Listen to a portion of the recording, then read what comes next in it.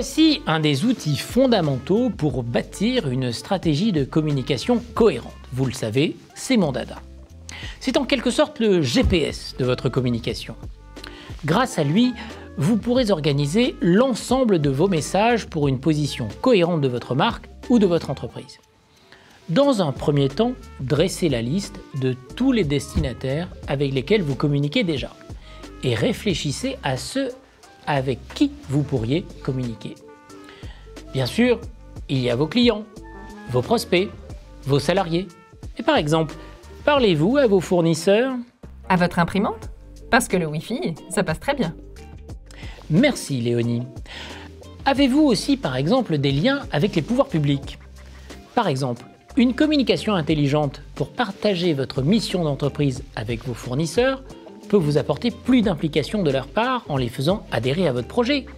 Et une conversation avec les élus locaux peut vous permettre de renforcer l'intégration de votre entreprise dans le tissu économique local et de participer activement à la vie territoriale, ce qui renforcera à terme votre image et votre notoriété auprès du grand public. Une fois la liste des destinataires, pensez aux messages qui conviennent à chacun d'entre eux. Par exemple, il est possible qu'entre les clients et les prospects, vous aurez des messages communs, la qualité ou le prix de vos produits par exemple. Mais vous chercherez à travailler la fidélité chez les premiers, alors qu'il s'agit de convaincre les seconds de vous essayer, ce qui n'est pas du tout pareil.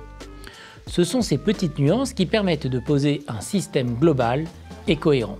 Et m'essayer, c'est m'adopter. Elle le dit souvent, mais je poursuis.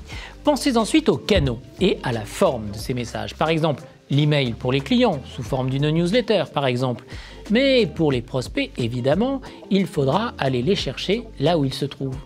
Peut-être sur les réseaux sociaux, dans la presse, en affichage, etc. Avec les pouvoirs publics, vous pouvez imaginer d'organiser des opérations d'information, de sensibilisation. Un assureur, par exemple, pourrait mettre en place des événements de prévention en partenariat avec les pouvoirs publics pour sensibiliser le grand public à la sécurité domestique. Et ce faisant, il renforcerait sa présence auprès de ses clients potentiels. Enfin, c'est la forme au sens large de ce message qu'il conviendra de définir. Ce peut être le format, une vidéo, un texte, de l'événementiel et même la posture que vous allez adopter. Aura-t-on recours à l'humour, à l'émotion, à la raison, au divertissement, à l'information? Si l'on prend l'exemple d'une entreprise de site touristique, l'émotion pourrait être privilégiée dans la communication envers les clients et les prospects, alors qu'on insistera sur un argumentaire plus rationnel envers les pouvoirs publics locaux pour montrer en quoi l'activité de l'entreprise dynamise l'économie locale ou préserve l'environnement dans sa politique RSE. Moi, j'ai rien compris. Ce n'est pas grave. Une fois que toutes les cases de votre schéma directeur de communication sont remplies, vous disposez alors d'une vision globale, d'une véritable cartographie de votre stratégie de communication.